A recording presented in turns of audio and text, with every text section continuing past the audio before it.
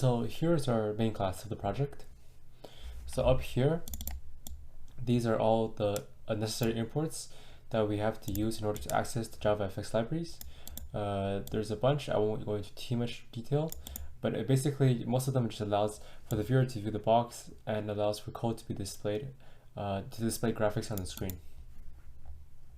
So here's the main class that inherits from JavaFX library to write the JavaFX code. And what this thing is, launch Argus, is just launches the program. And here is our method, public void start stage, primary stage, throws exception. This is the method that sets the screen so graphics can be displayed. It also creates the primary stage object. And the next line down here, our parent root, it's the root that stores the address for the fxml code document that will run once the user interacts with the VUI, such as punching in numbers or just touching the calculator in general. And then here, scene, this is how we create a new scene. And this scene allows us to have access to the parent root. And over here we have the get style sheets, which connects to our CSS folder, which gives us some cool visuals. I'll later go on into the CSS. And then primary stage set scene, which puts the scene inside the primary stage in order for us to display the scene. And then finally we have primary stage.show, which displays the primary stage. Now we move on to our fxml document controller file, and this class basically contains all the code when the user interacts with the GUI, and also does certain functions such as calculating numbers or just doing all the math behind the calculator. So starting off again, we're all importing the different JavaFX libraries that are required in order for us to access them. And moving down here, we have this public class fxml document controller implements initializable, and this implements means that we are using an interface in this class. And this fxml is just a tag for non-public stuff for use by the fxml document. And now we have private text to display, which is the variable which will hold the value inside the display screen of the calculator. We have the decimal check. So the decimal check is a variable which will hold the number of times the user clicked the decimal button so that the user doesn't click or accidentally click more than once. And then here we have string general operations object. So this holds the value of the general operators, so which in our calculator is add, subtract, divide, and times. And it holds them of the general operations button that the user clicked. And then we have the first double, which is the double variable that stores the first number that the user inputs.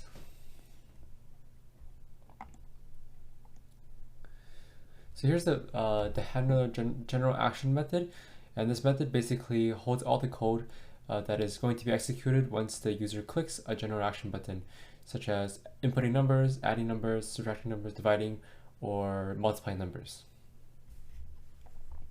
So this variable right here, general operation object, that's the variable which holds the text value inside the button so the program knows what operation to do. So here's a switch. So we use a switch for each type of button that could be clicked. So this is the case if the user clicks the AC button, and it sets basically the screen to nothing, as you can see here. And it also sets the amount of times a decimal value is clicked to 0. So that it basically resets the calculator. If you know an AC on the calculator, it basically resets everything. So in this case where the user clicks on this button, that is basically the button that notifies or allows the user to switch between positive or negative values.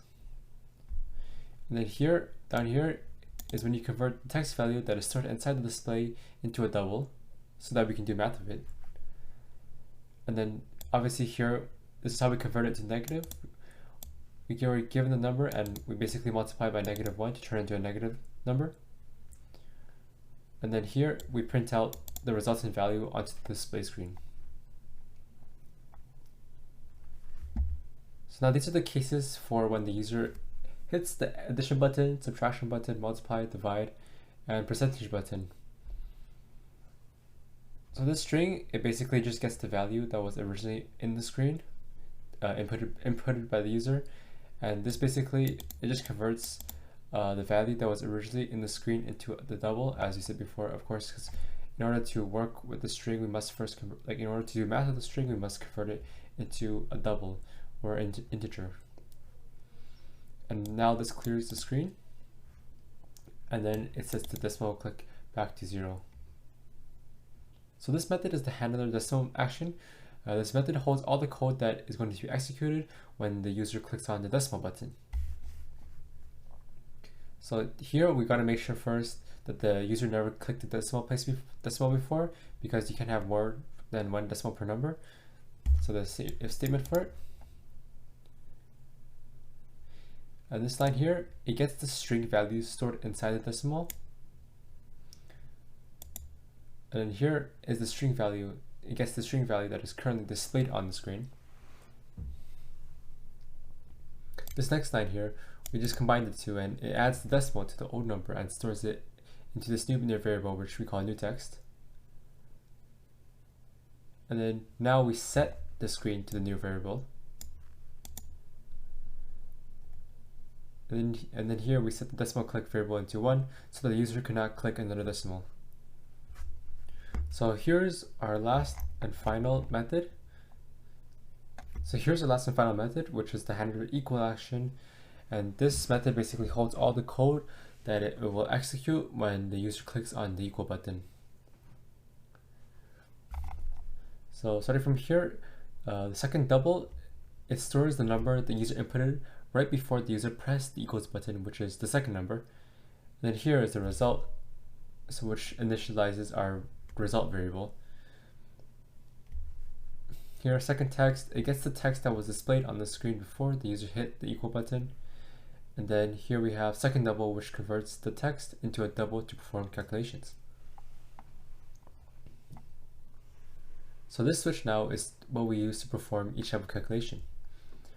So in the case for addition, our result will equal the first double plus the second double. So we basically add the first number and the second number.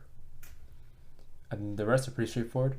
When we hit subtraction, the first number is subtracted by the second number, multiply, the two numbers are multiplied, and when the user hits divide, the two numbers will divide. And then finally at the end, we format the result, and then at the very end, we finally display our value.